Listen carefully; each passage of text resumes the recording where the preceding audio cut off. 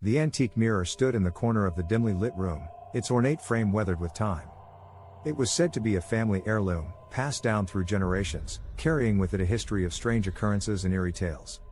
I had always been drawn to the supernatural, so when I inherited the mirror after my grandmother's passing, I was both curious and apprehensive. As I gazed into the mirror, my reflection stared back at me, its features tinged with an unsettling sense of familiarity.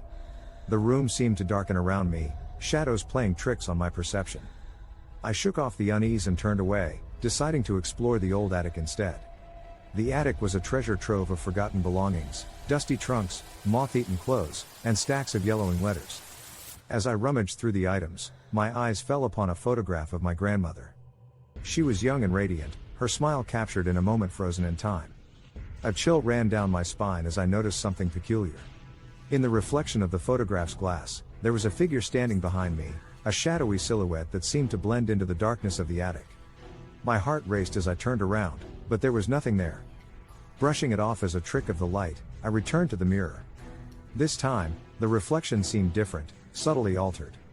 My own reflection stared at me with an intensity that set my nerves on edge. The room's atmosphere grew heavy, as though a weighty presence had settled around me. "Who's there?" I asked, my voice quivering slightly. No response came, only the sound of my own breathing and the distant creaking of the old house. I felt a compulsion to touch the mirror's surface, my fingers brushing against the cool glass. In that instant, the room seemed to shift, as though reality itself was warping around me. The mirror's reflection morphed, revealing a scene that sent a jolt of fear through me. I was no longer alone in the room. The figure of a woman stood beside me, her appearance ethereal and indistinct.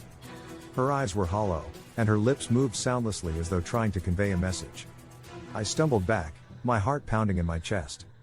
The woman's presence felt palpable, a haunting energy that seemed to permeate the air.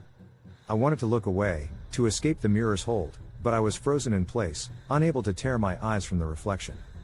The room grew colder, and the air seemed to vibrate with a spectral energy. The woman's form flickered, her image becoming more pronounced. And then, with a sudden surge of urgency, she reached out her hand toward me, her fingers pressing against the glass.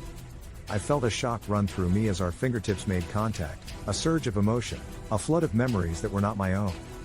The room around me faded, replaced by scenes of another time, another place. I was seeing the world through her eyes, experiencing her life and her pain. I watched as her story unfolded before me, a tragic tale of love lost and betrayal, of a life cut short by heartache. The mirror had become a conduit, a portal into her past, and I was an unwitting traveler in her journey. And then, as suddenly as it had begun, the vision ceased. The mirror's surface returned to its normal reflection, my own image staring back at me. The room felt empty, the spectral presence gone. As I stood there, catching my breath, I realized that I had been given a glimpse into a life long gone. The mirror held not only my reflection but the echoes of a woman's existence, reaching out from beyond the veil to share her story. It was a chilling reminder that the past and the present can intertwine in unexpected and haunting ways, leaving us forever changed by the mysteries that linger in the shadows.